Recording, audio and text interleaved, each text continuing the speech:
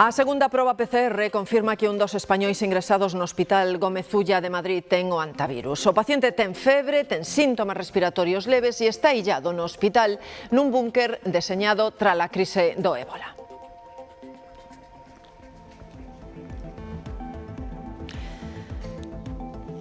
Segundo os datos da Organización Mundial da Saúde, os contaxiados por antivirus son nestes momentos 11. Entre eles estarían os 3 mortos.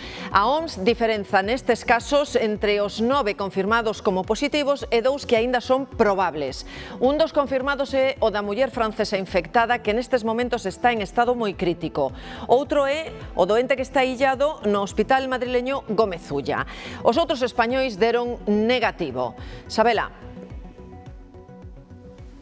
Marta, sí, esos 13 españoles que continúan aquí ingresados siguen confinados, siguen illados, controlados médicamente, poden comunicarse entre eles ou co exterior, coas súas familias, pero sempre ten que ser na distancia, por chamada ou por videochamada. Seguen asintomáticos en antivirus e ademais as dúas probas PCR que se lles fixo ata o momento desde o domingo deron negativo. Pero hai unha novidade moi importante, unha desas 14 persoas que están aquí ingresadas, deses 14 españois que ian no cruceiro, lembremos, entre os que hai un galego, nas últimas horas mostrou problemas respiratorios, algo de temperatura elevada tamén e o importante, deu positivo en antivirus nas dúas probas PCR en sangue en suero que se lle fixeron nas últimas horas. En consecuencia, o seu illamento aumentou e tamén o seu control sanitario. Esa novidade chega dende o último andar deste hospital Gómez Ulla, dende o andar número 22. Ali esta persoa está nunha habitación cunha ventilación especial. O aire que entra antes de sair é filtrado. Ademais, esta persoa está monitorizada con cámaras na distancia durante 24 horas ao día. É unha habitación con exclusas.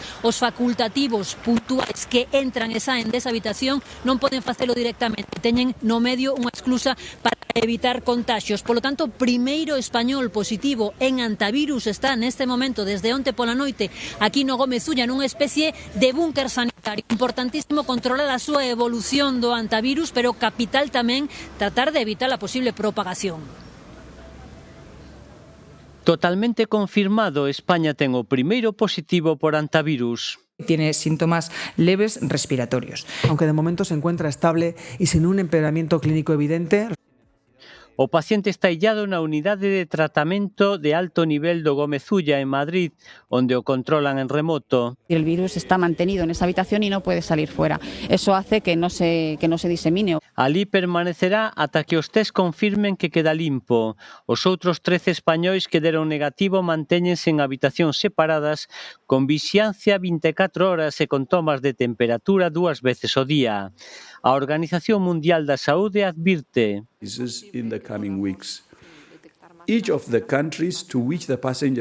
non descarta máis casos nin en España nin no resto dos países e ven de modificar a data de inicio da cuarentena.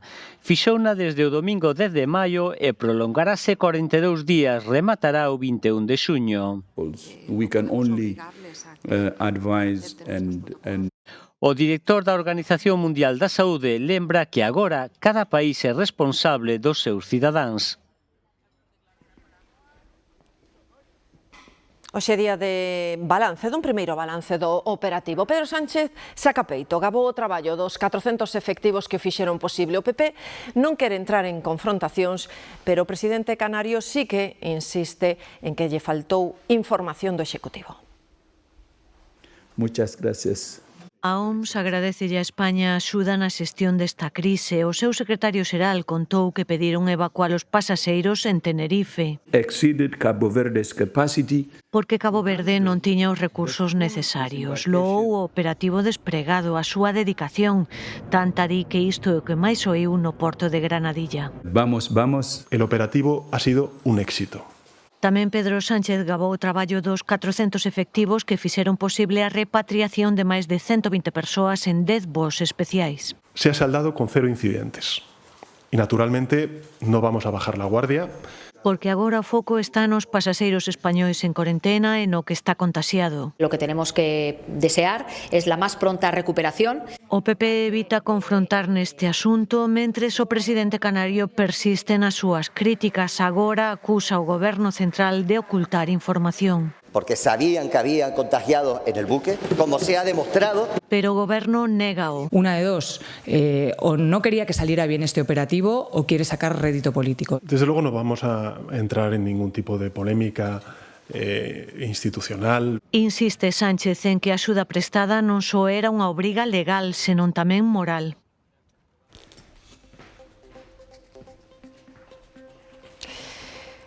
Nestes momentos, o Ondius segue a viaxe cara aos Países Baixos. Chama a atención o diferente xeito de facer corentena que hai dependendo de cada país. Por exemplo, en España, os pasaxeiros do barco obrigatoriamente teñen que estar no hospital aínda que dean negativo. Pero nos Países Baixos poden facer corentena na casa, incluso saír pasear. María.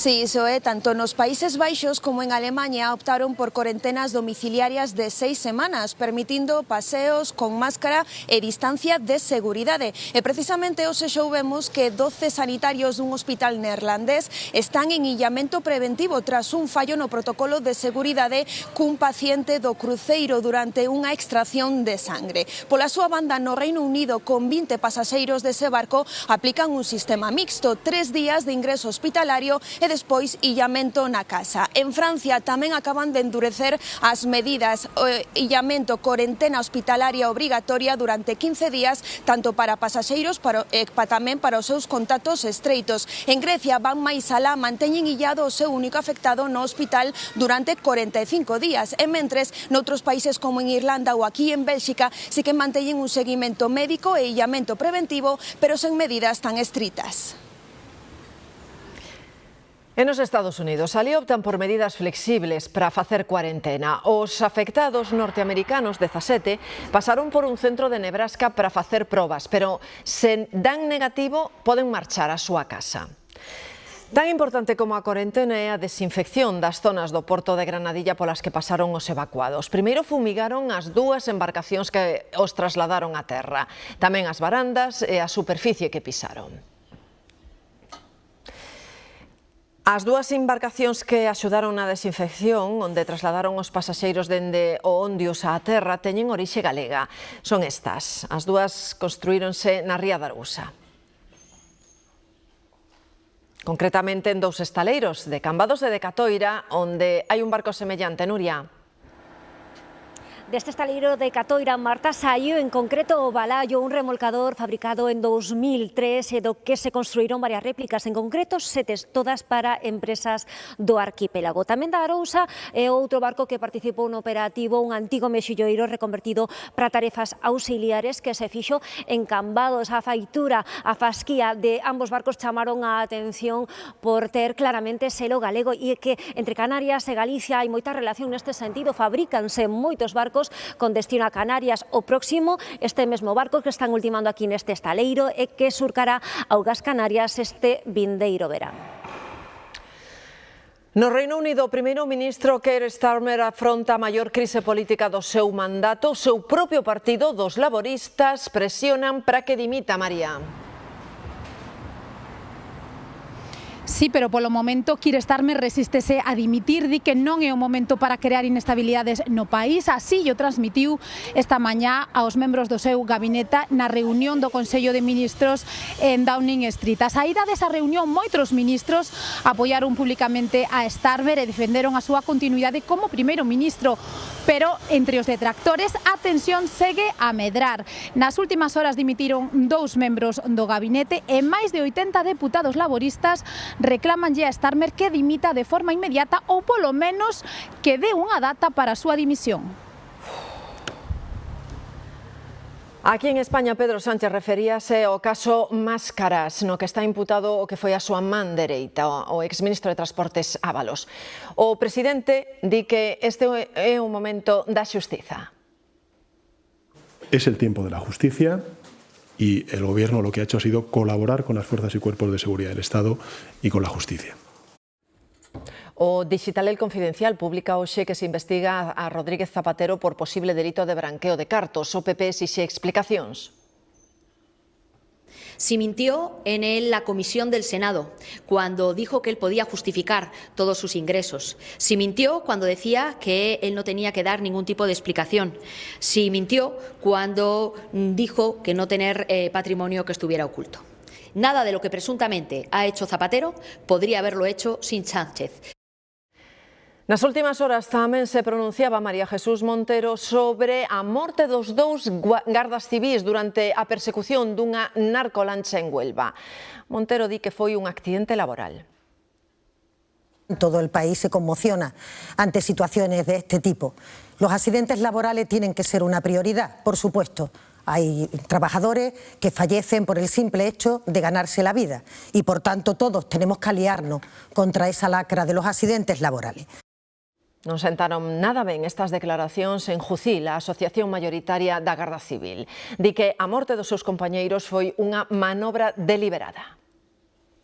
Desde Jupol creemos que es una absoluta falta de respeto tanto a las familias de esos dos compañeros fallecidos como a sus propios compañeros, tanto del Servicio Marítimo como de la Guardia Civil. Por todo ello, solicitamos a la señora María Jesús Montero que rectifique. Española saía este mediodía de Ferrol rumbo ao arquipélago estadounidense de Hawái, no Pacífico Central. Vai participar nunhas manobras navais que reunirán buques de 31 países. Está previsto que a fragata chegue ao destino a mediados de xuño. Álvaro de Bazán é un dos 40 buques de superficie que participan nestas manobras internacionais. O aeroporto de Alvedro bate un récord durante o mes de abril. Os pasaxeiros crecen un 25%, pero hai truco. O aeródromo asume o tráfico do Compostelán, que está pechado por obras. Andrea.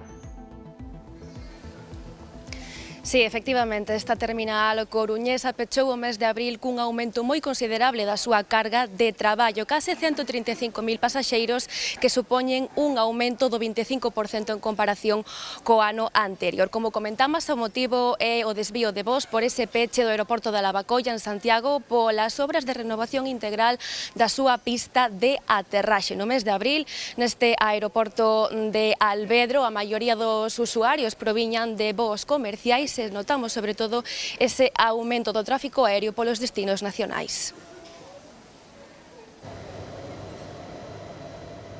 O que non acaba de remontar é o tráfico ferroviario. Segundo o INE, en marzo caeu un 18% ata os 3 millóns de usuarios. Outro dato tamén preocupante, no primeiro trimestre do ano, a alta velocidade baixou un 21% en usuarios. Damoslles conta dunha noticia laboral relevante. Os empregados públicos que encadearon contratos temporais só poderán ser fixos se superan unha oposición e non como compensación ao abuso na temporalidade. Este é un pronunciamento do Tribunal Supremo que só acepta que sexan declarados fixos se aprobaron o exame da oposición pero quedaron sen praza. E outra decisión do Alto Tribunal, a que ratifica que se pode cobrar unha pensión por incapacidade e, á vez, o subsidio para maiores de 52 anos. Rexeita un recurso que presentara o Servizo Público de Emprego. O que aclara o Supremo é que os anos cotizados para acceder á incapacidade tamén son válidos para computar outros subsidios.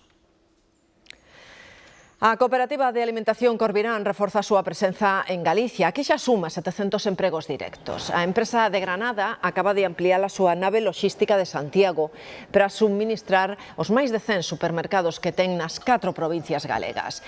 Moitos están en concellos onde son a única tenda de alimentación.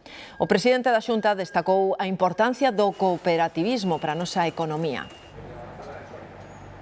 Tienen unos números importantes en Galicia que yo espero que crezcan muchísimo más. Ya más de 700 personas, el volumen de facturación, el volumen de capilaridad, yo solo espero que siga creciendo. Y por lo tanto, en un lugar donde la competencia es dura, donde tenemos, creo que la distribución gallega es especialmente potente. E Galicia vaise converter na primeira comunidade que regule por lei o uso da intelixencia artificial nos colexios. A intelixencia artificial será unha ferramenta de apoio nas aulas, sen sustituir a tarefa importante dos mestres. Permite utilizar a intelixencia artificial como unha ferramenta de apoio e aí hai que reconocerlle un enorme potencial. para personalizar a aprendizaxe, para adaptar contidos, para elaborar materiais, para detectar dificultades no alumnado. A norma garante o dereito á desconexión digital, regula os exames virtuais e reserva o uso individual das pantallas para os alumnos a partir de quinto de primaria. É moi importante para nós, como profesionais do ensino, contar cunha lei que nos dea soporte legal e usala con maior seguridade para poder avanzar así cara a unha educación máis moderna. Galicia é pioneiro a elaborar esta norma, a única de España. Poucas cosas se me ocurren con máis sentido que anticiparnos o que, iba a decir o que ven, o que xa está aquí, pero ainda estamos a tempo de adaptalo aos intereses xerais e sacalles moitísimo proveito. A Xunta agarda que entre en vigor en xaneiro do próximo ano. Y en Murcia saltan as alarmas por un gromo de sarampelo detectado en Alcantarilla. De momento afecta a 2 adultos e un meniño de 11 meses que aínda non estaba vacinado.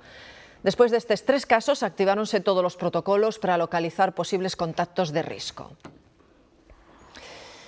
O Goberno quere limitar a intervención de hospitais privados na prestación sanitaria pública. É o que presenta un proxecto de lei que se tramitará no Congreso e que só permite derivar os pacientes a centros privados cando non sexa posible darlles a atención a través dos públicos. Esta ley señala algo tan sencillo como que la sanidad pública debe gestionarse desde lo público, con reglas claras, con transparencia, con control democrático y con prioridad del interés general. Atendan a esta persecución, coitelo en man polo centro da Coruña entre 2 homes que espertaban boa parte dos veciños con berros e ameazas. Arrancou quente a mañá, case nin había movimento. Algún negocio aberto, un par de veciños madrugadores e pouco máis. Antes das 8 da mañán, atendendo aquí, chegou unha muller dicíndome que había un pouco de barullo ali abaixo. E nada, nos sumamos a cabeza e villan desde esa parte de aí, desde como da entrada do Gadis, 2 homes, un detrás do outro e o de atrás seguindo con un cuchillo. Carreira dende a calle Real, pasando polo mercado de San Agustín e con final na praza de María Pita, o corazón mesmo da cidade. Ali o vocerío escoitouse nos pisos máis altos. Empecé a oír gritos pola ventana, non?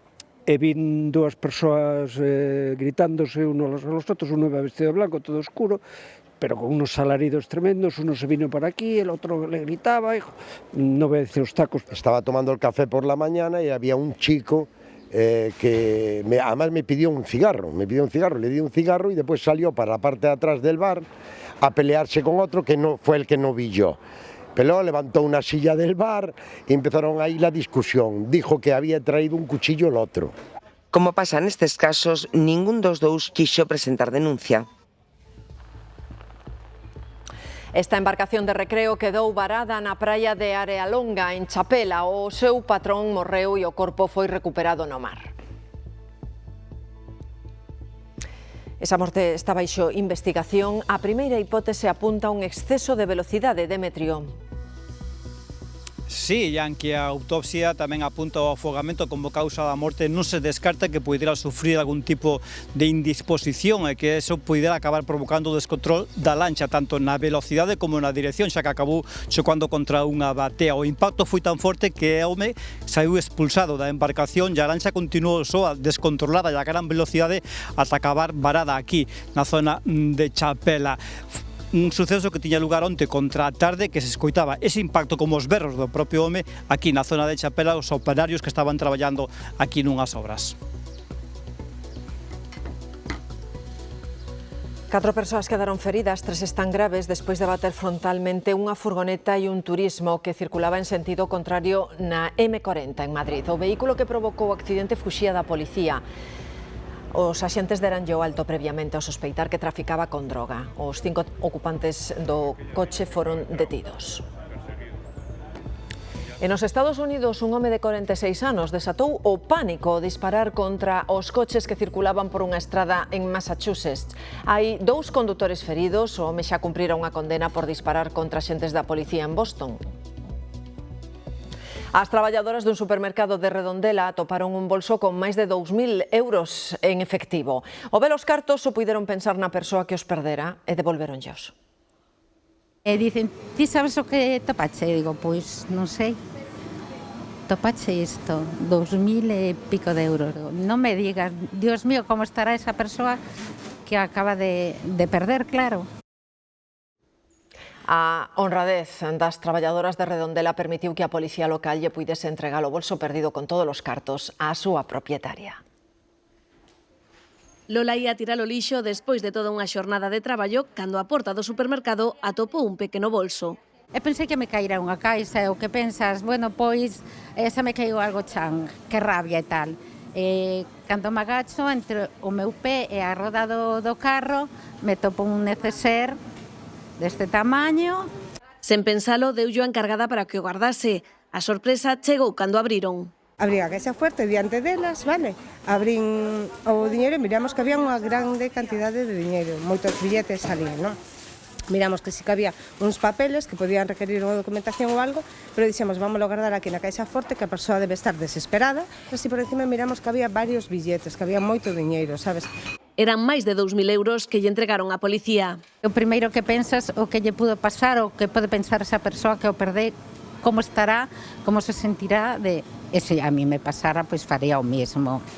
Vamos, desesperadiña. Eran 2.000 e algo de euros, sí, cuidado. Poste na pel da persoa que os perdeu. As traballadoras celebran que o bolso e os cartos xa estean nas mans da súa propietaria. En Ames, os veciños respiran aliviados despois de que deran co ladrón que estaba levando bicicletas e motos dos seus garaxes.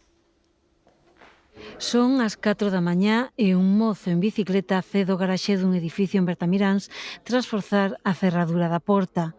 Permanece no interior só uns minutos e sae conducindo unha moto.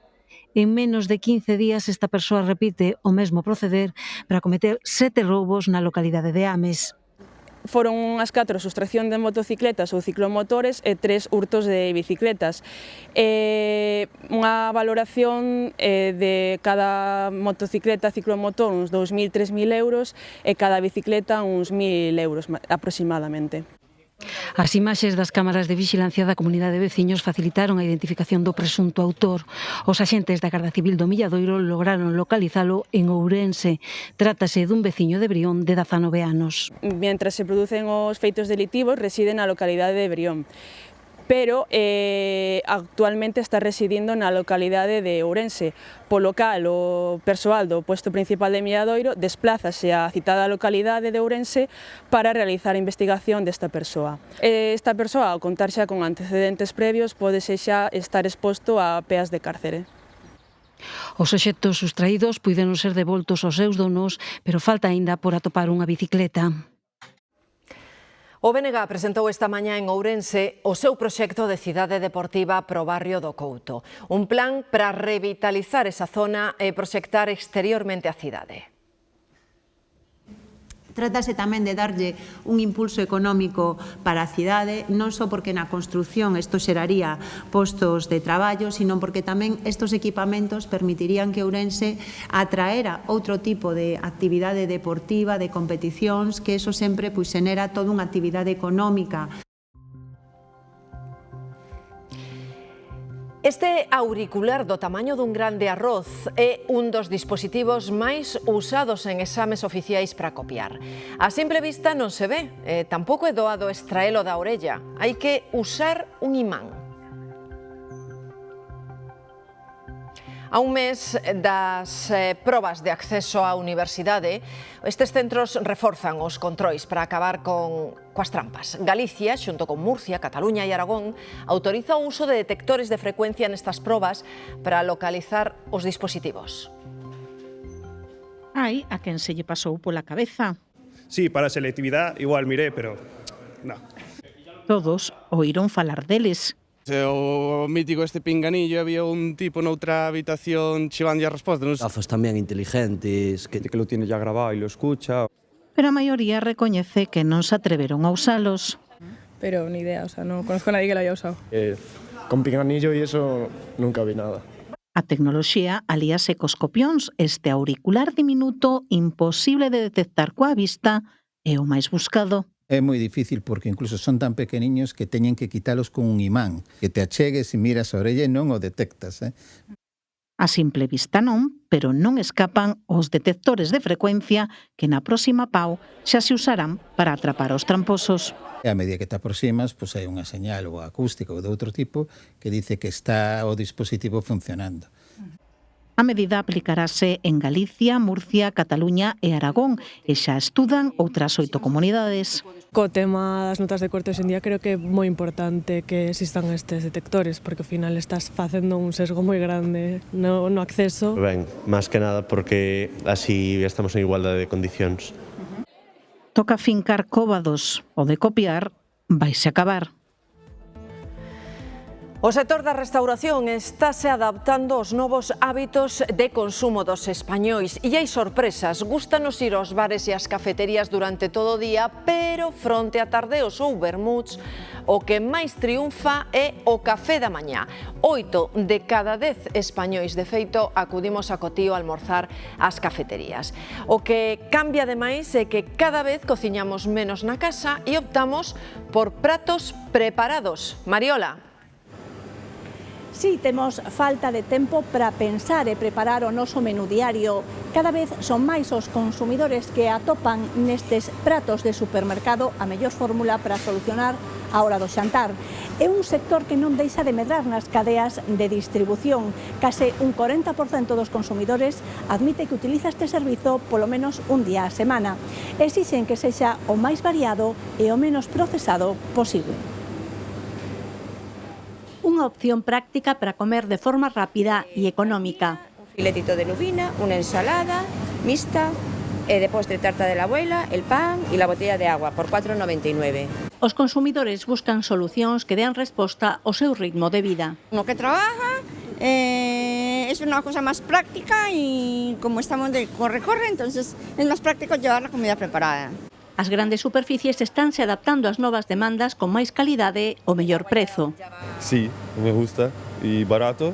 É moi variada, cóstame pensar que vou a levar porque levaría un pouco de cada, pero sí, está ben o surtido. É un dos cambios nos hábitos de consumo que nos están achegando a un ritmo de vida cada vez máis europeo. Tamén os horarios, saímos máis a comer que a cear e o tardeo gaña terreo, especialmente entre os máis novos. Los más jóvenes, una vez más, son los que lideran estos momentos de consumo como pueden ser el aperitivo o el brunch, en el caso de los más jóvenes, el momento tardeo, en ese adelanto también de las salidas por la tarde-noche. E hai un cambio tamén no gasto en restauración, un só prato e prescindimos da sobremesa para responder así á suba dos prezos. Una auténtica aberración introducir un animal salvaje, inteligente, sintiente, en esta nueva forma de explotación intensiva. Ahora exactamente no sabemos si sufren o no sufren. Son observaciones completamente aleatorias. Sí que hay algunos estudios evidentes, pero realmente nos faltan bioindicadores cuantitativos para evaluar si estos animales sufren o no sufren. Porque a pregunta está aí sen unha resposta clara. Os polvos son os animais máis intelixentes, son intelixentes, o debate separa os que defenden que se trata dunha especie moi sensible e os que pensan que non se pode considerar que teñan consciencia como tal. Agora o dilema chega tamén á política. 3 grupos do Congreso piden que se proíba a construción de granxas para criar polvo e a primeira do mundo quere facela unha empresa galega, Nueva Pescanova. Lévannos a ver as ovas de polvo que están a estudar no Instituto de Investigacións Mariñas de Vigo. Dai sairán uns animais que para algúns son especialmente intelixentes e que sofren en cautividade. La gran capacidad cognitiva de estos animales está acreditada por estudios científicos. A mí no me gusta hablar de inteligencia porque hay diferentes grados de inteligencia. A mí me gusta hablar que es un animal con una complejidad cognitiva evidente, ¿no? Lo que no significa que lleguen a ser animales que tengan una conciencia tal como nosotros la entendemos. Simplemente que son animales con un nivel de desarrollo bastante elevado para ser un invertebrado. Pero por todo o mundo estira os seus tentáculos un movemento que defende a valía do polvo. Fixérono celebridades e documentais. Agora tamén esta película. Adelante, no te hará daño. E por iso piden prohibir granxas de polvo, como a que ten en proxecto Nueva Pescanova nas Canarias. En estas granjas perderían esa naturaleza salvaje para ser explotados de manera intensiva y en cautividad. Todas las técnicas de cultivo de cefalópodos se han desarrollado bajo las leyes de bienestar animal. Si prohibimos una actividad, hay el peligro que esta actividad se desplace a países donde la normativa es mucho más laxa. En España, Sumar, Podemos e Esquerra presentaron unha proposición para prohibir as granxas de polvo. O Congreso aínda non a levou a debate. Hoxe é o Día Internacional da Enfermería, unha das figuras máis valoradas polos usuarios do sistema sanitario. Eu creo que ten tanta importancia ou máis cos médicos, porque é que máis relación tes ao final. Buenísimas, buenísimas. Mellor é imposible, de verdad. Esa empatía que en esos momentos es muy necesaria. Pois, malia isto que escoitamos, esa gran valoración por parte dos pacientes, dende a profesión consideran que o seu papel non está recoñecido como debería dentro do sistema. A hora de pasar por calquera centro sanitario, o papel da enfermería determina a valoración do paciente. Estuve ingresado aquí, todo de maravilla. Todo das que me tocaron a min ben. Algo especial, que se falo emocioname pelo ben que nos trataron. No Día Internacional da Enfermería, os profesionais din que este recoñecemento social non se corresponde coas eivas que aínda topan dentro do ámbito sanitario.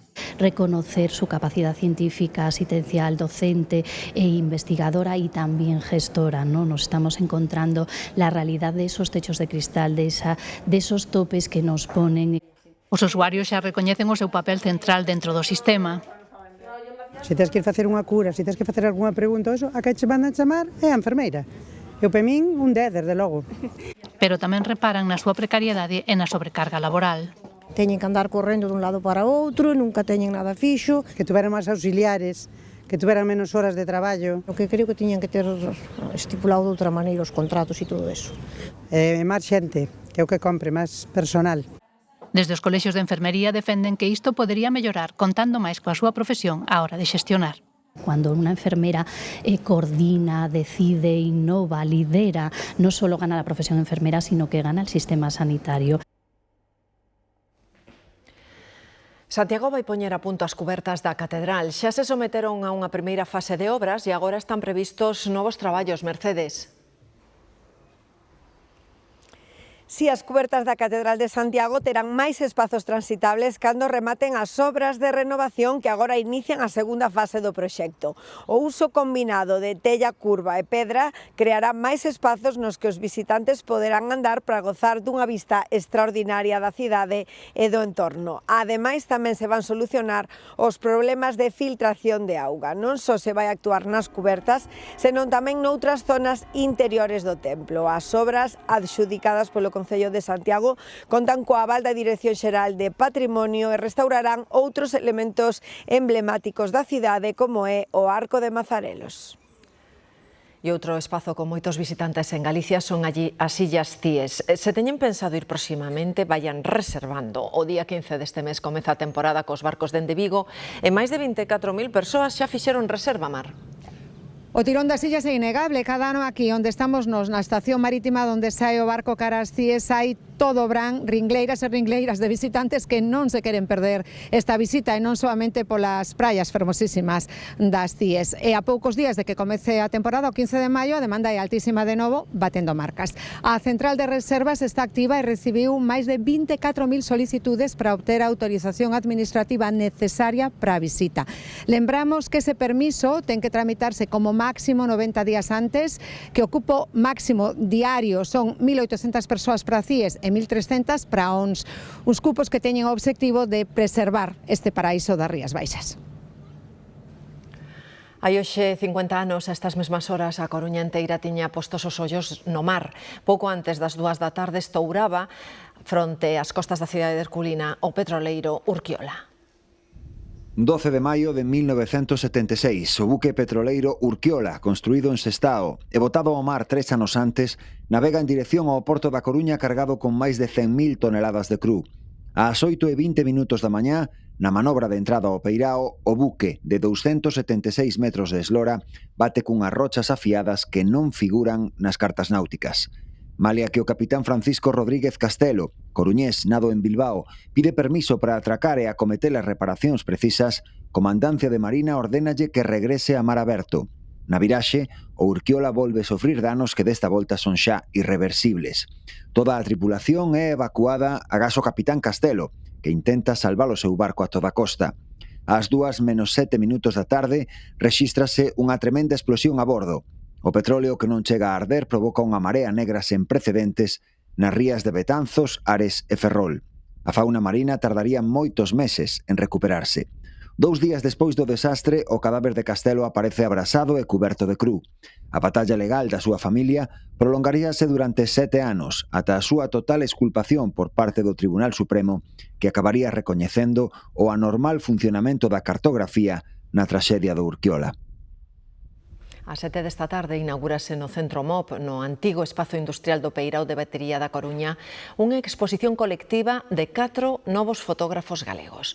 A mostra é o resultado do proxecto artístico realizado por estes rapaces durante o seu paso pola prestixiosa Fundación Sociani de Milán, a que asistiron como bolseiros na terceira edición do programa Future Stories da Fundación MOP.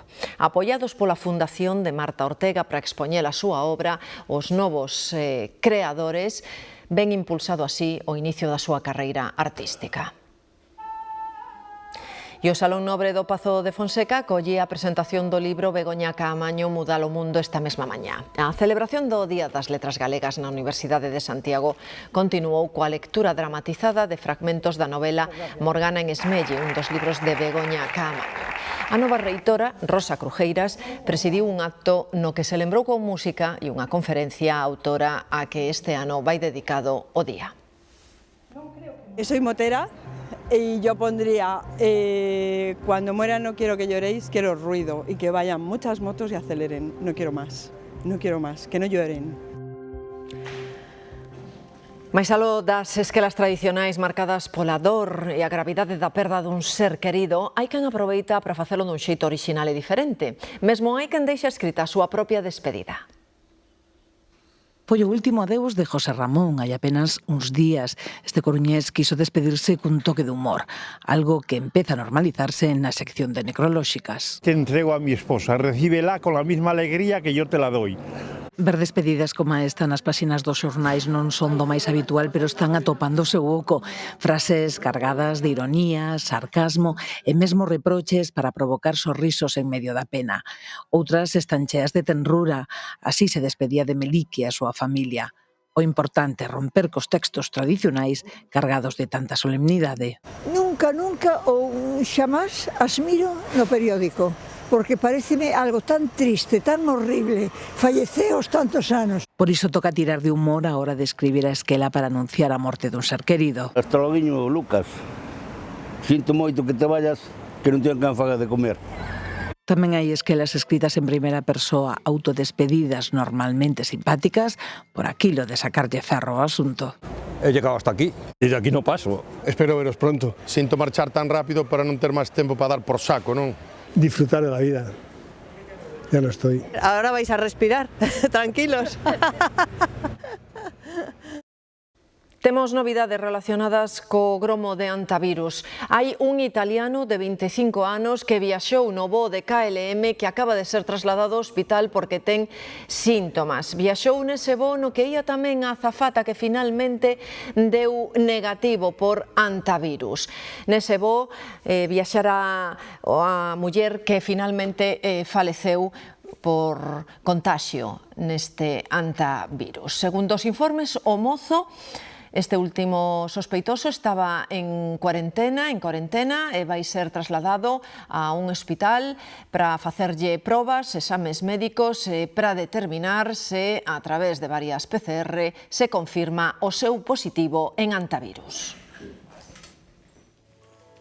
E avancia agora do tempo, última tarde de trebóns, e aí ven as zonas marcadas en amarelo onde esas precipitacións serán máis importantes, tanto os acumulados como esa forza dese chubasco que pode caer en forma de treboada ou tamén en forma de saraiva. Interior da provincia da Coruña, teremos tamén o interior da provincia de Pontevedra, noroeste do Ourense e sur da provincia de Lugo. En canto ás temperaturas, aí temos eses valores semellantes a onte con máximas de redor dos 19 graus en Pontevedra. Pontevedra. En canto rematen os deportes, falamos máis devagar do tempo.